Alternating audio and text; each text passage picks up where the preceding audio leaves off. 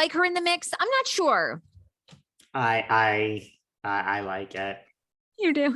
I do. I feel like, sometimes it's kind of like when you exist and you're on all those dating apps and you date all these people. And one day you wake up. Now, this doesn't work for me. So this is never going to work for me. But for a lot of people, you wake up and right there under your nose was your best friend.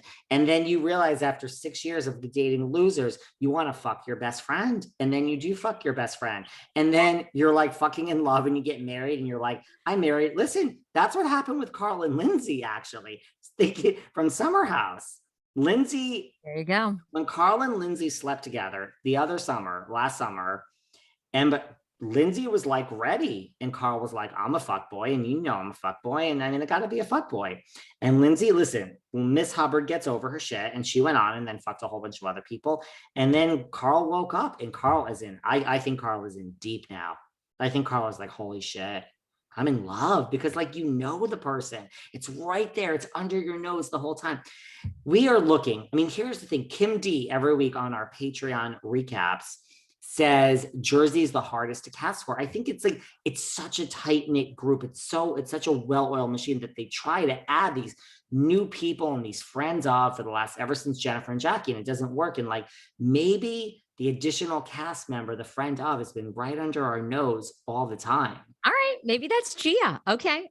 She's got history. They know her. Look, it would be very interesting if Gia, I mean, she's still too young, so it's not going to be like this full-blown thing, but wouldn't it just be interesting, like what happens to Jennifer or Jackie or Dolores or anyone when like you have a problem, like Gia's fucked you, like she's fucked you over, and now you're gonna like, independently, you would tell anyone else to go fuck themselves.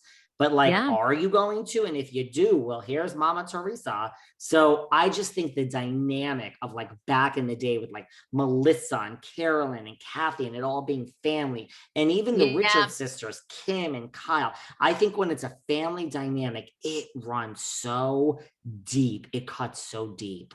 Like, look at Kim, right? Like, look at Kim and Kathy and Kyle. I mean, they weren't on together, Kathy, but like Kyle and Kim in the beginning. I just think with Gia, it would be like, what happens when you have a problem with her?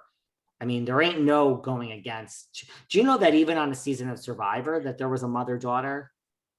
Really? Yes. The daughter's name.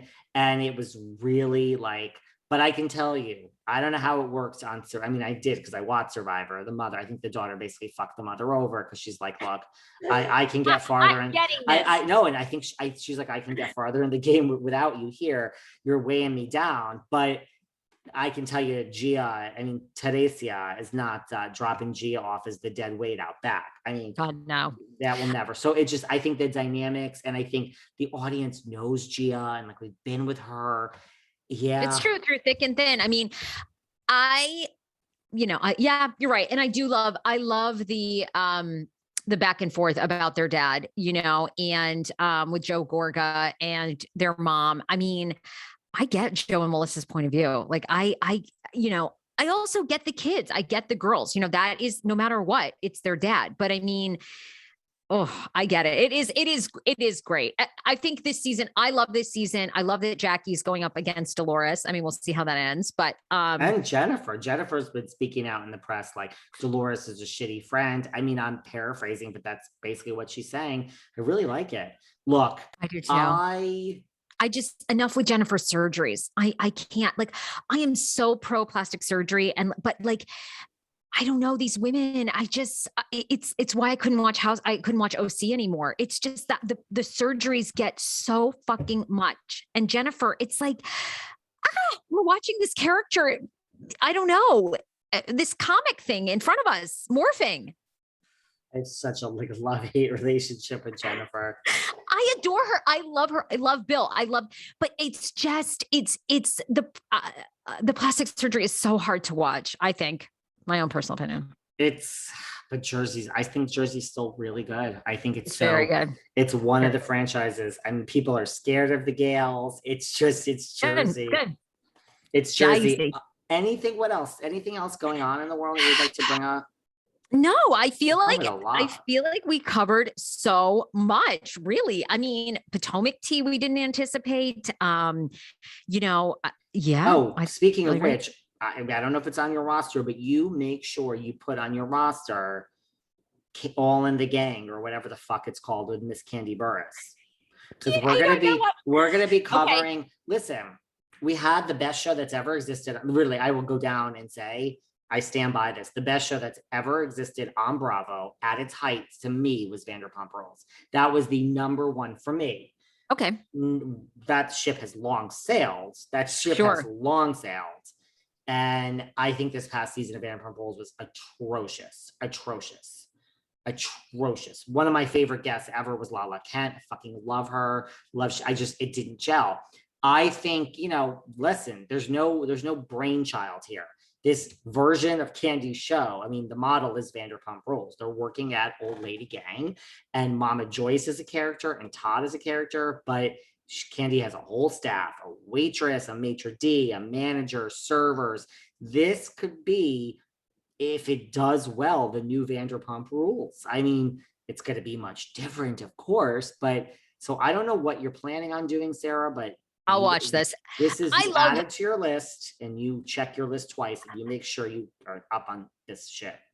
Oh, I'm watching. I mean, you and I talked about who the best housewives who have played the game are, and Candy's one of them. I mean, Candy, her success in business. I love her with Todd, Candy's mom, Candy's music royalty. I mean, people don't even realize, yes, of course, like she wrote with NSYNC. I mean, this woman is. And you think I work.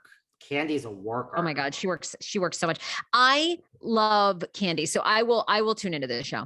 Thank you. Because I mean, this like plane is fully seated and we're checking everyone's seatbelt to make sure it's fastened. This shit's taking off with or without you. So okay. You can either sit here and smile at me and wave when I talk about Candy's show and for all these wonderful people watching. No, I'm on. Or you could have something to say. But guys, we're covering this show. I mean, listen. Candy and the Gang. I like it. If you hate it, when have we had a new something on Bravo? It's been too fucking long. And I personally did not like Portia's Family Matters at all. I could not get into it. Couldn't get into it. Didn't watch. Don't like care. 6 episodes. Couldn't get into it. It's like, remember I don't back even in know the what day. man she's with now. I mean, is she back with Dennis? Does Dennis hate her? Are we engaged? Do we keep the ring? Now who's the new guy? Was the new guy married? Does he have children? I cannot keep up. It's like the baby gifts that I have to send in a Canada now. I mean, I'm confused. Which one is going to which? I just keep sending them. I label congrats on the baby. How is they? Listen, I can't. Portia's no longer on Atlanta, so just don't even bother with her now. All no right, offense to all you Portia. I never really cared for Portia. I stand Kenya. I fucking love Kenya more. I know Kenya's really great. Oh my God, she understands the assignment.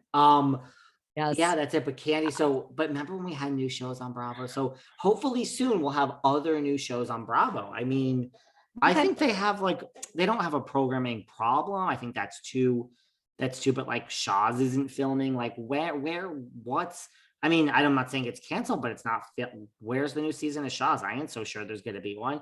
So it's like, wow, where's the new season of Family Karma? Like, none of this is in motion. So I don't know, guys. I don't know what's going to happen here. So we have something new, whether we like it or not. Let's give it a try. And if it sucks, I'll be the first one to admit it. But I don't know. I have a weird feeling. About this one. Okay. Yep. Don Juan is on. I have a weird I love feeling. Don Juan. Love. So I have a weird, I don't know. If I'm in Vegas, I'm putting my money on this one. I have a weird feeling with Miss Burris that this is going to be something. All right. Well, you have good intuition. Okay.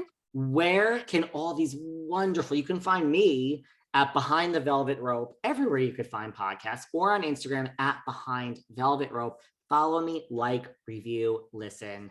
Love me. That's all I have to say.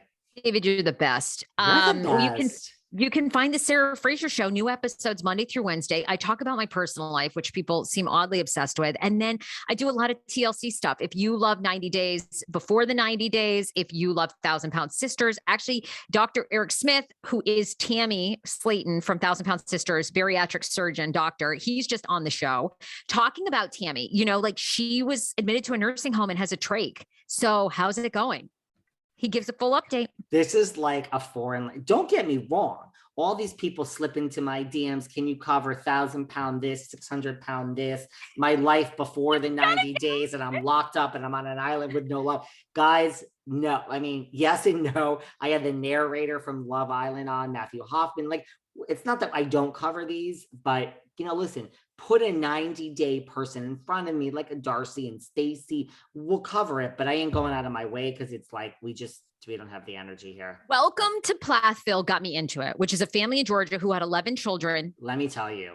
They got me into it. That fucking son is gorgeous. That blonde son. Ethan Plath. I've slid into his DM so many times. He lives out here in Hollywood near me. I'm trying to desperately get together with him. He read receipts my stuff and never responds. And I'm like, excuse me, a simple bitch, get out of my DMs would do. I mean, did you tell him you're married? Because he is married too. Isn't he? Oh, you're talking. Oh yeah, I'm thinking Micah. Micah Plath is the model. Who's the younger one? Have you seen him? He's so sexy. He does a lot of gay magazine, 2 models. He's so hot.